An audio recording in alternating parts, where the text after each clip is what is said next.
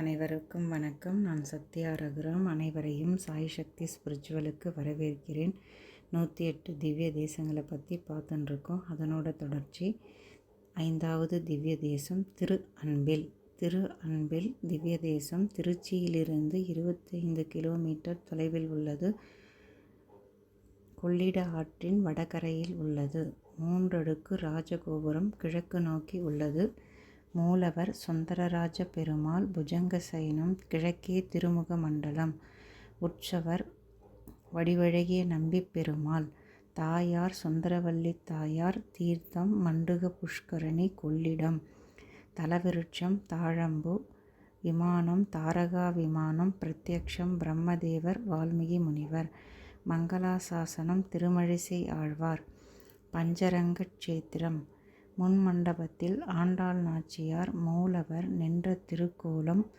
உற்சவர் ஆண்டாள் நாச்சியார் பெரியாழ்வார் அமர்ந்த திருக்கோலம். ஆகமம் பாஞ்சராத்திரம்.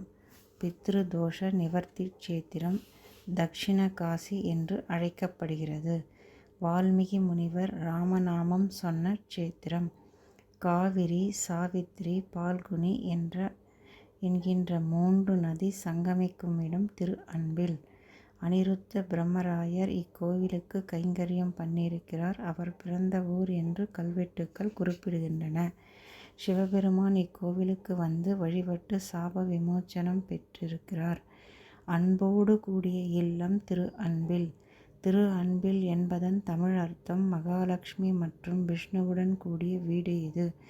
அன்பு நிறைந்தது. அன்பில் ஸ்ரீ சுந்தரராஜ பெருமாள் கோவில். தீர்த்தவாரி திருவிழா மாசி மாதம். வைகுண்ட ஏகாதேசி, பரமபத வாசல் மார்கழி. தீபாவளி பண்டிகை, பொங்கல் பண்டிகை கொண்டாடப்படுகிறது. ஞான சம்பந்த மூர்த்தி ஒரு தடவை பெருமாளை பாட காவிரி தன் பிரவாகத்தை குறைத்து கொண்டது. ஊர் எல்லையில் இருக்கும் விநாயகர் ஞான சம்பந்த மூர்த்தி பெருமாளை பற்றி பாடுவதை கேட்டு செவிச்சாய்த்தார். எனவே செவிச்சாய்த்த விநாயகர் என்று பெயர்.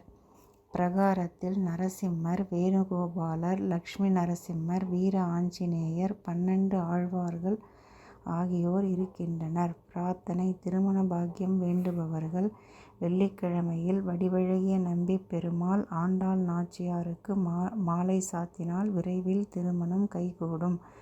எப்பேற்பட்ட கல்யாண தோஷமும் இங்கு விலகும். பார்க்கடலில் பள்ளி கொண்ட கோலத்தில் இருப்பதைப் போல இங்கும் சுவாமி தாரகா விமானத்தின் கீழ் இருக்கிறார்.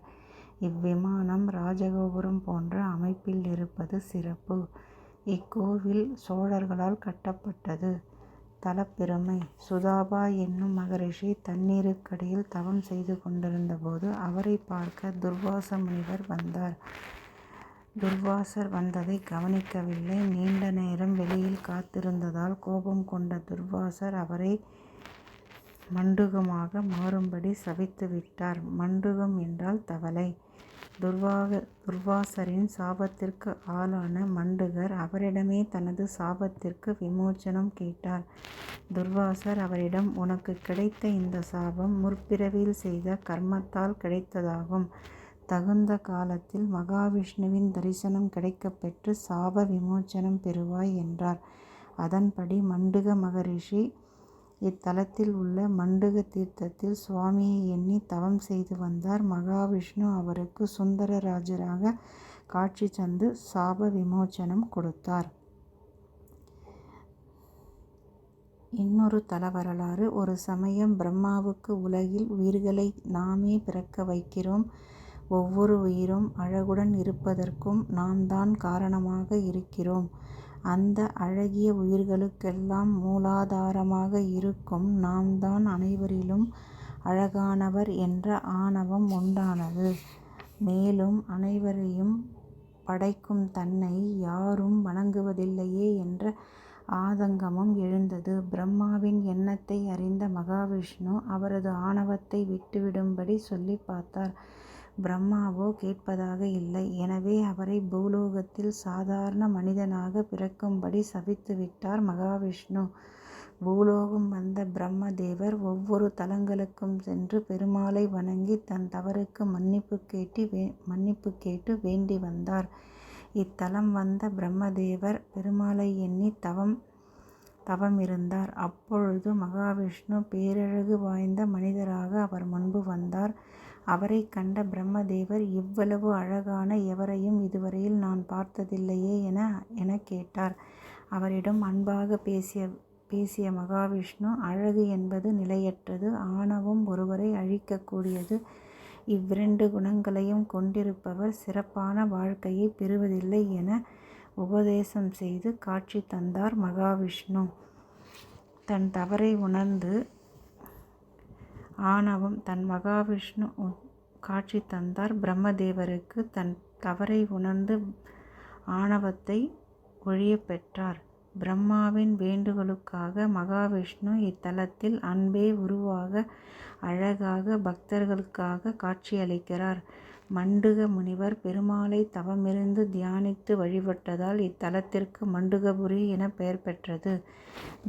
பிரம்மதேவர் தவமிருந்து பெருமாளை வழிபட்டதால் பிரம்மபுரி என்ற பெயரும் ஏற்பட்டது. பிரம்மா வால்மீகி முனிவர் இத்தலத்தில் பெருமாள் காட்சி கொடுத்துள்ளார். வைகுண்ட ஏகாதசி 10 நாள் ராப்பத்து இங்கு மிகவும் விசேஷமாக நடைபெறும். பிரம்மாவும் சிவபெருமானும் ஸ்ரீ வடிவழகிய நம்பியை வழிபட்டு தங்கள் பாவங்களிலிருந்து விடுபட்டுள்ளனர். திருமழிசை ஆழ்வாரால் மங்களாசாசனம் செய்யப்பட்டது. இதனோட தொடர்ச்சி அடுத்த பதிவில் பார்க்கலாம்.